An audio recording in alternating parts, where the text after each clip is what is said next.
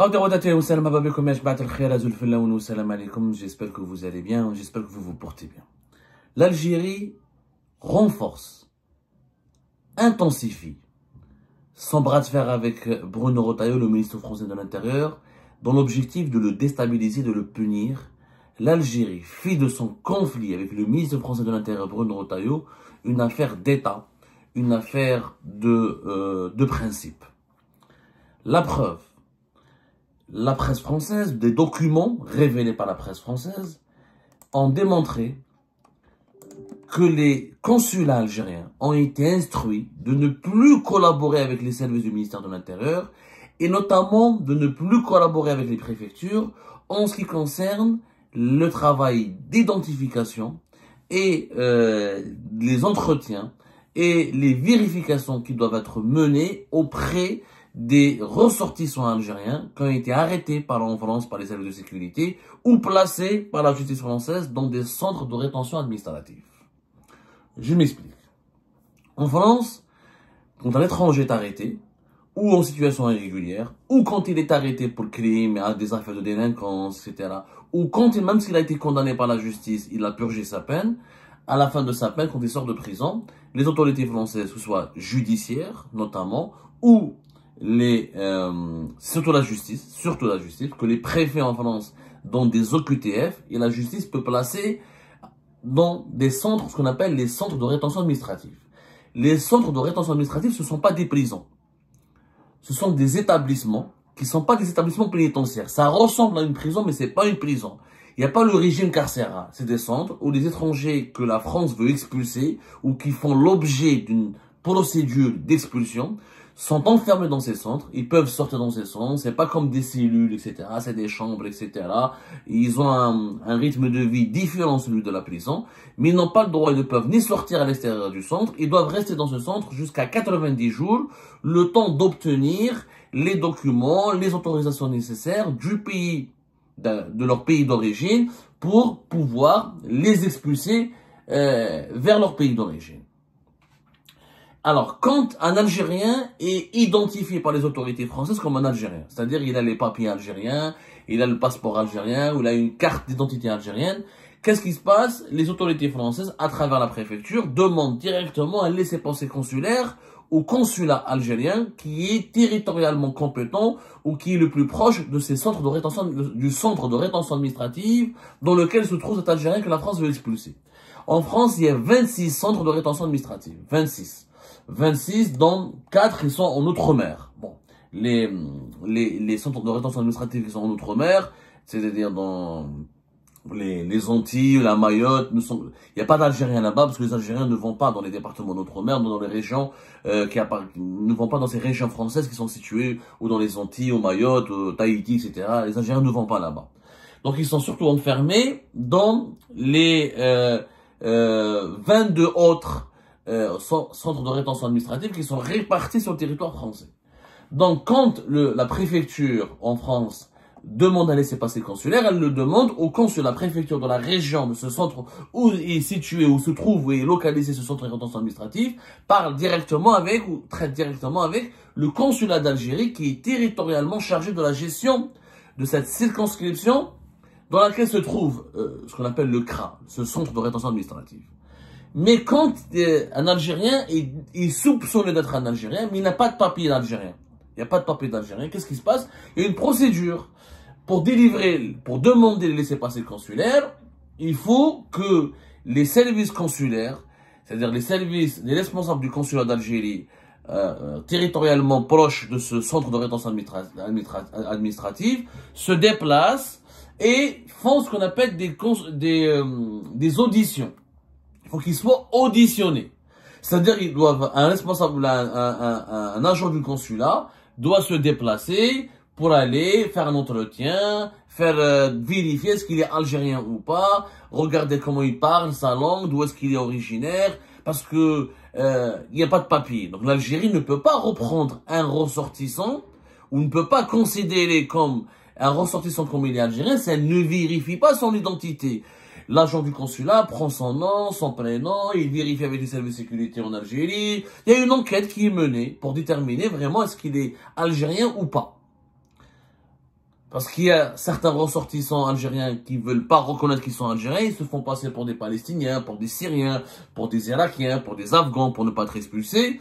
Et donc, il faut une enquête, une audition pour confirmer les soupçons de leur algérianité. C'est-à-dire que les autorités françaises les considèrent comme algériens. Mais pour qu'il y ait cet entretien, et pour qu'il y ait ces processus qu'on appelle l'authentification consulaire, ou les vérifications consulaires, il faut qu'il y ait la collaboration des services des consulats d'Algérie. Eh ben, un document a été révélé par Le Point, qui est un magazine français, qui démontre que le ministre français de l'Intérieur affirme qu'il n'y a plus de délivrance de laissez-passer consulaires parce qu'il n'y a plus d'entretien et ni des réponses aux sollicitations des préfectures. Celui qui sollicite un entretien, c'est les préfectures. C'est les préfets les préfectures françaises adressent des écrits, des correspondances ou appellent les consulats d'Algérie et les consulats dépêchent des agents, des représentants qui sont formés, qui sont habilités à mener l'enquête et à mener ces vérifications à travers des auditions. Il n'y a plus de collaboration. Des exemples ont été donnés. Par exemple, à Lyon, Grenoble ou Saint-Étienne, les consulats d'Algérie qui sont dans ces régions-là ne répondent plus aux préfectures aux autorités françaises. Il n'y a plus de contact, il n'y a plus de réponse, ni entretien, ni vérification, ni la moindre collaboration. À Lille, la même chose. Les entretiens consulaires ont cessé depuis le 12 mars. Alors que à Grenoble, ou Saint-Étienne, ou Lyon, depuis février 2024, plus de collaboration, plus d'entretien consulaire, plus d'échanges entre les consulats algériens et les préfectures françaises. À Lille, depuis le 12 mars, plus de contacts, plus de rapports, plus de coopération avec les préfectures françaises.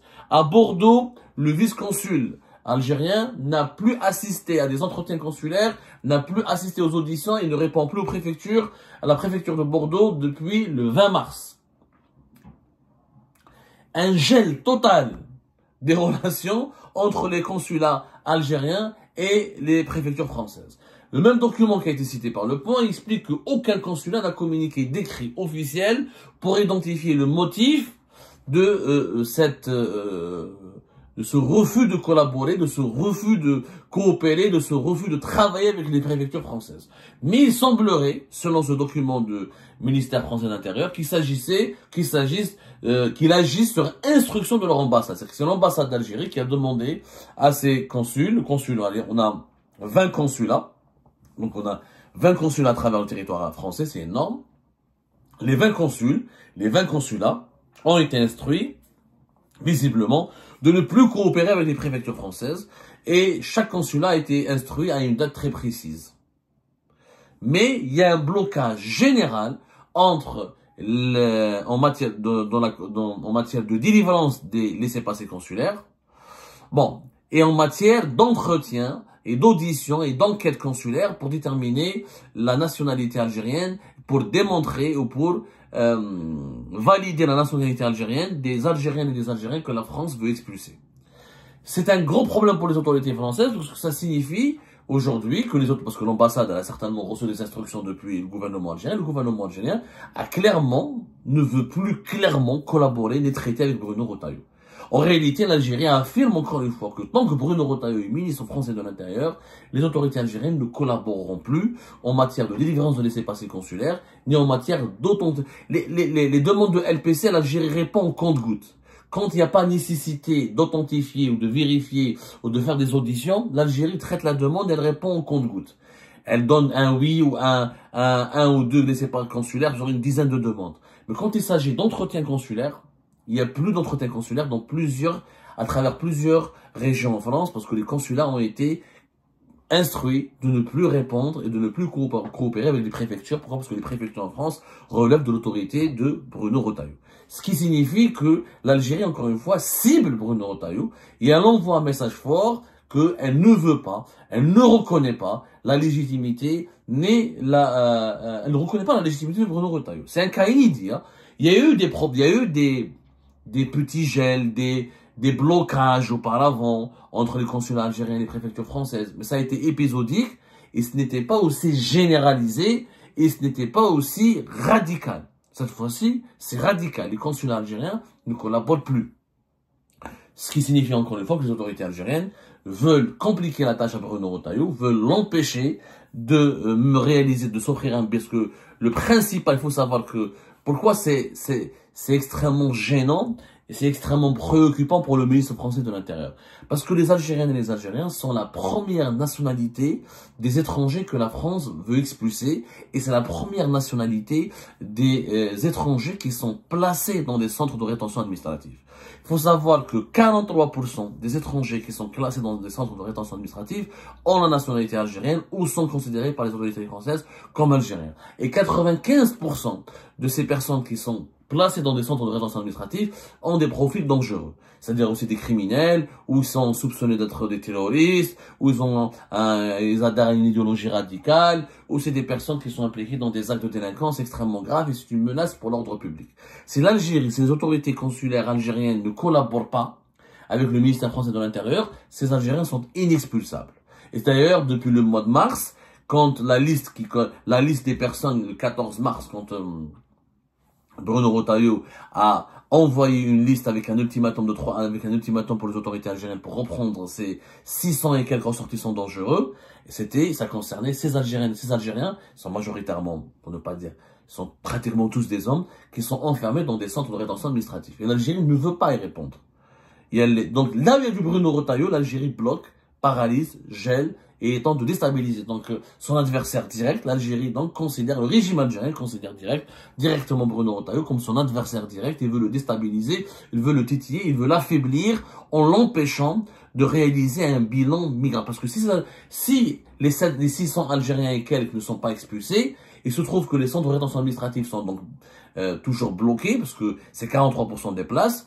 La durée légale, c'est 90 jours. La loi française n'autorise pas, au-delà de 90 jours, de garder ces étrangers. Ça veut dire que ces étrangers, au bout de 90 jours, peuvent ressortir et circuler librement, et éventuellement commettre encore une fois des crimes ou verser encore une fois dans la délinquance. C'est pour ça que les autorités françaises sont en train de travailler sur des projets de loi urgents pour essayer de prolonger cette durée de rétention à 120 jours. Mais si le conflit dure longtemps entre l'Algérie et Bruno Retailleau, même au bout de 120 jours, l'Algérie pourrait ne pas délivrer les laissez-passer consulaires et ne pas coopérer ni collaborer pour expulser ces ressortissants dangereux. Donc la situation, même s'il y a des nouvelles lois en France, ça ne va pas vraiment favoriser... ça ne va pas vraiment résoudre les problèmes des Français, parce que les Français ont un problème, ils veulent les expulser. Et sans la coopération et l'implication de l'Algérie, et des autorités algériennes davantage, beaucoup plus précis, sans l'engagement et l'implication des autorités algériennes, ces Algériens sont inexpulsables. Inexpulsables. Les Français. Donc ils sont dans une situation extrêmement périlleuse. Et là, Bruno Retailleau, c'est vrai qu'il est très offensif contre l'Algérie, il en veut aux autorités algériennes, il menace. C'est pour ça qu'il est extrêmement énervé, Bruno Retailleau, parce il voit que l'Algérie le déstabilise, tente de l'affaiblir, il tente de le discréditer. Parce que s'il n'arrive pas à expulser ces Algériens, eh ben l'opinion publique pourrait lui en vouloir. Elle pourrait lui dire, mais finalement, tu es un ministre inefficace. Tu fais beaucoup d'opérations de communication, mais à la base, il n'y a pas eu d'expulsion. C'est pour ça que Bruno Retailleau tente d'établir un rapport de force, de sanctionner les dirigeants algériens, de les menacer directement, de s'en prendre à leurs intérêts ici en France, pour les forcer de collaborer avec lui et de délivrer les autorisations nécessaires pour reprendre ces migrants considérés comme dangereux puisqu'ils sont enfermés dans des centres de rétention administrative. Voilà où on est à la situation. Pour punir Bruno Retailleau, l'Algérie, les autorités algériennes radicalisent leur position et renforcent encore une fois leur attitude hostile à Bruno Retailleau, pas la moindre collaboration ni coopération avec les services du ministre français de l'Intérieur. Jusqu'à quand va durer cette impasse? Est-ce que l'Algérie peut se permettre de rester longtemps dans cette impasse? Peut-être les observateurs pourraient vous dire, mais l'Algérie est dans une position plus à l'aise, elle est plus confortable. Le problème est en France. Ce ne sont pas des criminels dangereux qui sont en Algérie, ce sont sur le territoire français. La menace, elle est contre l'ordre public, contre la sécurité nationale en France. Mais si cette attitude se prolonge, les autorités algériennes risquent de provoquer l'hostilité et des réactions extrêmement agressives de toutes les autres composantes de l'État français. Du côté de Bruno Retailleau, ce bras de fer avec l'Algérie est-ce qu'il peut lui aussi continuer à faire un bras de fer avec l'Algérie de façon permanente? D'autant plus qu'aujourd'hui, même s'il revient, le problème est assez grave. C'est-à-dire maintenant, cette histoire de coopération et de collaboration pour l'expulsion des ressortissants algériens est devenue une affaire d'État en France. Parce que même si Bruno Retailleau tente de revenir à de meilleurs sentiments à l'égard de l'Algérie, l'Algérie ne l'accepte pas. Elle veut plus collaborer. Les autorités algériennes veulent son départ. Clairement, les dirigeants algériens l'ont dit. Tant que Bruno Retailleau est au pouvoir, on collabore plus, on coopère pas, et on lui reconnaît aucune légitimité. Donc, à moins que Bruno Retailleau quitte le ministère français de l'Intérieur, est-ce que l'État français pourrait céder au diktat des autorités algériennes et faire démissionner ou faire partir et éjecter Bruno Retailleau du gouvernement? Ça semble invraisemblable, parce qu'il va y avoir un grand scandale. Ça veut dire que la France, elle a cédé à un État, aux pressions d'un État étranger. Donc, l'impasse risque de durer encore plusieurs semaines et ou risque d'aggraver cette crise diplomatique et politique. Et pour le moment, personne n'est gagnant. Ni l'Algérie n'est gagnante, parce que l'Algérie, malheureusement, elle est en train de s'attirer aussi des foudres et de créer des soucis, des problèmes avec, et dans ce bras de fer avec Bruno Retailleau, elle se crée des ennemis politiques en France, dans tous les autres composants, au sein de tous les autres cercles dirigeants français. Et la France n'est pas gagnante, puisqu'avec ce bras de fer, elle n'arrive pas à concrétiser, à obtenir des effets, elle n'arrive pas à obtenir ce qu'elle recherche, c'est-à-dire expulser en urgence des étrangers qui menacent l'ordre public et sa sécurité nationale.